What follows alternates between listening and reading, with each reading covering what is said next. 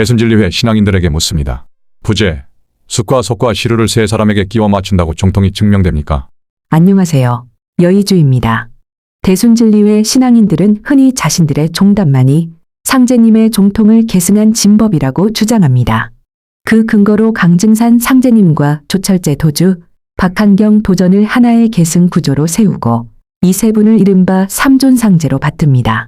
강증산 상제님은 구천흥원 의성 보아천 종강성 상제님으로, 조철제 도주는 조성옥 황상제님으로, 박한경 도전은 박성상제님으로 모시며 세 분이 상제님의 도를 완성한 하나의 계보라고 주장하는 것입니다. 그리고 금산사의 숫과 속과 시루의 이치도 이 세 분을 가리킨다고 풀이합니다. 숫은 강증산 상제님, 솥은 조철제 도주, 시루는 박한경 도전을 상징하며 금산사의 역사와 상징 속에 대순진리회의 종통이 미리 예정되어 있었다는 주장입니다. 그러나 저는 대순진리회 신앙인들에게 묻고 싶습니다. 정말 금산사의 숫과 속과 시루가 오직 이 세 사람을 가리킨다는 객관적인 근거가 있습니까? 상제님께서 직접 조철제와 박한경의 이름을 밝히며 이들이 나의 종통을 계승할 것이다 라고 말씀하신 기록이 있습니까? 아니면 먼저 조철제와 박한경을 종통의 인물로 정해놓은 뒤 숫과 속과 시루의 상징을 거기에 맞추어 해석한 것은 아닙니까? 상징은 얼마든지 여러 방향으로 해석할 수 있습니다. 숫은 불과 정화의 과정으로 볼 수도 있고, 솥은 천지의 기운을 모아 익히는 그릇으로 볼 수도 있으며, 시루는 생명을 성숙시키고 완성하는 원리로 이해할 수도 있습니다. 그런데 왜 그것이 반드시 세 명의 특정 인물이어야 합니까? 더구나 시루 증자를 강증산 상제님의 성씨와 연결하고 솥과 시루를 후대 지도자들에게 배정하는 방식은 상징을 해석한 결과라기보다 정해놓은 결론을 상징에 끼워 맞춘 것일 가능성을 먼저 검토해야 합니다. 우리가 종통이기 때문에 숫과 속과 시루가 우리를 가리킨다. 그리고 다시 숫과 속과 시루가 우리를 가리키므로 우리가 종통이다. 이것은 증명이 아니라 순환 논리입니다. 자신들의 교리 안에서는 성립할 수 있지만 그 교리를 믿지 않는 사람에게도 통용되는 객관적인 증거는 아닙니다. 세 사람을 상제라고 부른다고 모두 상제가 되는가? 강증산 상제님을 신앙하는 것과 조철제 박한경 두 사람을 각각 옥황상제와 박성상제로 받드는 것은 전혀 다른 문제입니다. 한 종단이 내부 교리에 따라 지도자를 상제라고 부를 수는 있습니다. 그러나 내부에서 사용하는 존칭이 곧 천지의 객관적인 사실이 되는 것은 아닙니다. 누군가를 상제라고 부른다고 그 사람이 상제가 되는 것이 아니며 세 사람을 삼존으로 모신다고 해서 그 구조가 자동으로 종통을 증명하지도 않습니다.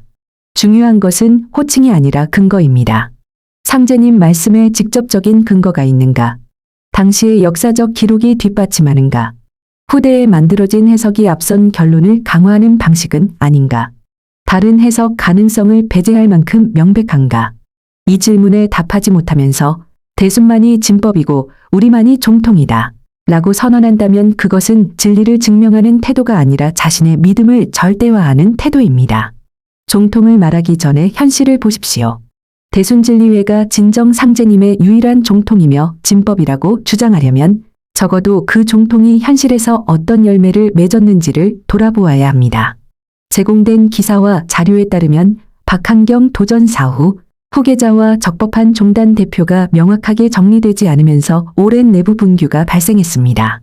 신도들이 피땀 흘려 바친 성금 약 2,483억 원은 종단 명의로 은행에 예치되어 있었지만 누가 종단을 적법하게 대표하는지를 둘러싼 분쟁 때문에 장기간 사용되지 못했습니다.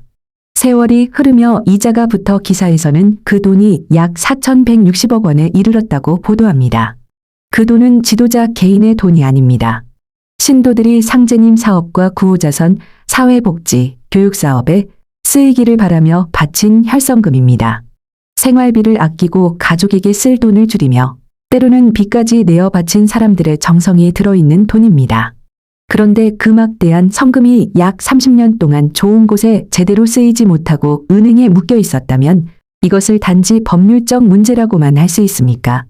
그동안 아픈 사람은 치료받지 못했고 가난한 사람은 도움받지 못했으며 신도들이 바라던 사회사업도 충분히 이루어지지 못했습니다. 돈은 불어났지만 상생은 멈췄습니다. 예금은 늘었지만 사람을 살리는 일은 늦어졌습니다. 그렇다면 그 책임을 누가 져야 합니까? 병원은 서 있는데 사람을 살리지 못했습니다. 동두천 재생병원은 1995년경 대규모 병원으로 추진됐지만 종단 내부 분규 등의 영향으로 장기간 개원하지 못했습니다. 건물 외관은 세워졌지만 병원은 환자를 받지 못했습니다. 고성재생병원 역시 착공한 뒤 공사가 중단됐다고 전해집니다. 병원은 사람을 치료하기 위해 짓는 곳입니다.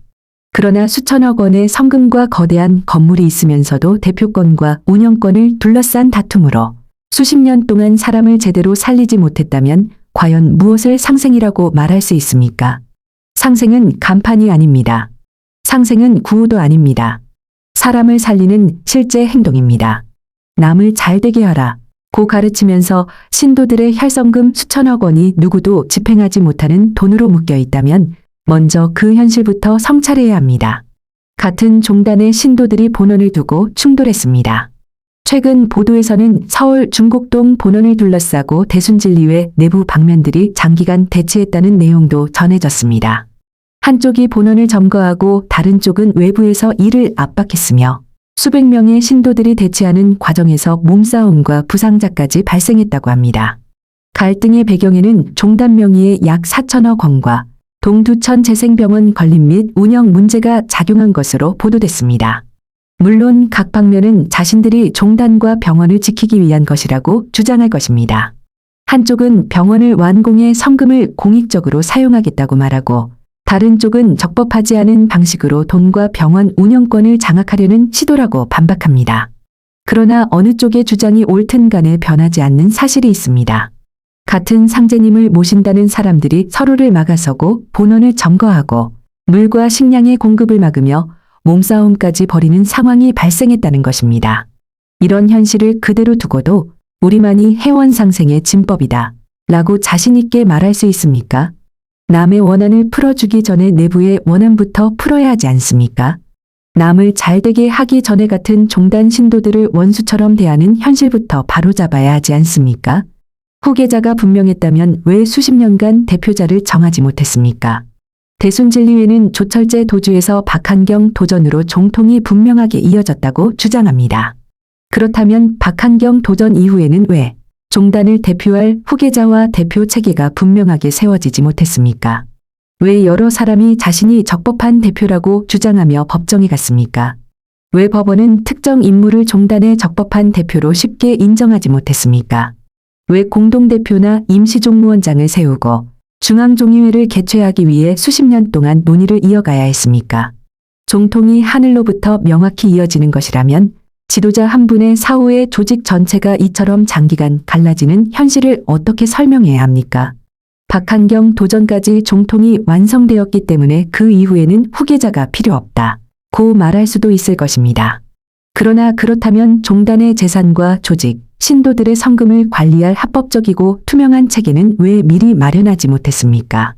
종통은 끝났다고 하면서 재산을 관리할 대표는 필요하고 대표를 세우려 하자 각 방면이 서로 적통을 주장하며 다툰다면 종교적 종통과 현실의 운영권이 실제로 어떻게 구분되는지 분명하게 설명해야 합니다. 재단과 재산이 종통을 증명하지 않습니다. 대순진리회가 학교와 병원, 수도장 등 큰 시설을 세웠다는 사실은 사회적 사업의 규모를 보여줄 수는 있습니다.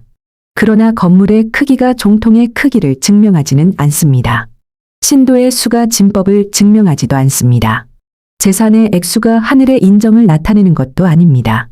오히려 많은 재산을 가지고도 그것을 사람을 살리는 데 쓰지 못한다면 그 재산은 자랑이 아니라 무거운 책임이 됩니다. 4천억 원이라는 숫자를 자랑할 일이 아닙니다. 왜 신도들의 정성이 30년 가까이 멈춰 있었는지를 물어야 합니다. 왜 병원이 사람을 치료하지 못하고 장기간 방치됐는지를 물어야 합니다. 왜 대표권과 운영권을 놓고 신도들이 갈라져 충돌했는지를 물어야 합니다. 진법이라면 그 열매가 진법다워야 합니다. 상생을 말한다면 운영도 상생다워야 합니다. 해원을 말한다면 내부부터 해원해야 합니다. 남을 잘되게 하려면 먼저 신도들이 바친 성금이 본래의 뜻대로 투명하고 공익적으로 쓰이도록 해야 합니다. 대순진리회 신앙인들에게 경고합니다. 조철제를 옥황상제라고 부르고 박한경을 박성상제라고 부르며 세 분을 삼존상제로 모시는 것은 대순진리회의 신앙입니다. 그 믿음을 가질 자유는 있습니다. 그러나 그것을 모든 증산계 신앙인이 인정해야 할 객관적 진리처럼 강요해서는 안 됩니다. 금산사의 숫과 속과 시루를 세 사람에게 배정한 해석도 대순진리회의 교리적 해석 가운데 하나일 뿐입니다. 그 해석 하나로 다른 모든 증산계 단체를 남법으로 규정하고 자신들만이 진법과 종통이라고 단정해서는 안 됩니다. 특히 내부적으로는 수십 년간 후계와 대표권을 정리하지 못하고 신도들의 혈성금 수천억 원을 제대로 사용하지 못했으며 병원 운영권과 재산 집행을 둘러싸고 같은 신도들끼리 충돌한 현실이 있습니다. 이런 현실을 직시하지 않은 채 숫과 속과 시루만 이야기하며 우리만이 진법이라고 외친다면 그것은 신앙이 아니라 자기기만이 될 수 있습니다. 남을 남법이라 판단하기 전에 자신의 도판을 먼저 돌아보십시오. 다른 사람의 종통을 부정하기 전에 자신의 종통 주장이 어떤 근거 위에 서 있는지 검증하십시오. 상징을 인물에게 끼워 맞추기 전에 상제님의 말씀이 실제 삶에서 어떻게 실현되고 있는지를 보십시오. 진법은 주장으로 증명되지 않습니다. 진법은 우리만 진법이다 라고 반복해서 말한다고 증명되는 것이 아닙니다. 종통은 세 사람의 초상을 나란히 모신다고 완성되는 것도 아닙니다. 숫과 속과 시루에 사람의 이름을 붙인다고 하늘의 계보가 되는 것도 아닙니다. 진법은 진리의 열매로 드러나야 합니다. 사람을 살려야 합니다. 원한을 풀어야 합니다. 신도들의 정성을 소중히 여겨야 합니다. 재산을 투명하게 관리해야 합니다. 권력을 놓고 싸우기보다 서로를 살려야 합니다. 신도들이 바친 수천억 원의 혈성금이 수십 년 동안 묶여있는 현실과 병원을 둘러싼 이권과 대표권의 갈등을 외면한 채 우리만이 해원상생의 진법이라고 말하는 것은 설득력이 없습니다. 대순진리회 신앙인 여러분, 착각하지 마십시오. 자신들이 세운 교리가 곧 천지의 객관적 판결은 아닙니다. 자신들이 붙인 상제라는 호칭이 곧 종통의 증명은 아닙니다. 숫과 속과 시루의 해석이 곧 대순진리회만을 가리킨다는 증거도 아닙니다. 그리고 수천억 원의 재산이 있다는 사실은 진법의 증거가 아니라 그 재산을 얼마나 바르게 사용하는가를 묻는 책임의 증거입니다. 상제님께서 보시는 것은 조직의 크기도 건물의 높이도 예금의 액수도 아닐 것입니다. 그 돈으로 몇 사람을 살렸는지, 그 말씀으로 얼마나 많은 원한을 풀었는지, 그 신앙을 통해 얼마나 사람다운 사람이 되었는지를 보실 것입니다. 종통을 주장하기 전에 종통다운 모습을 보이십시오. 진법을 외치기 전에 진법다운 열매를 보여주십시오. 해원상생을 말하기 전에 내부의 원한과 분열부터 풀어내십시오.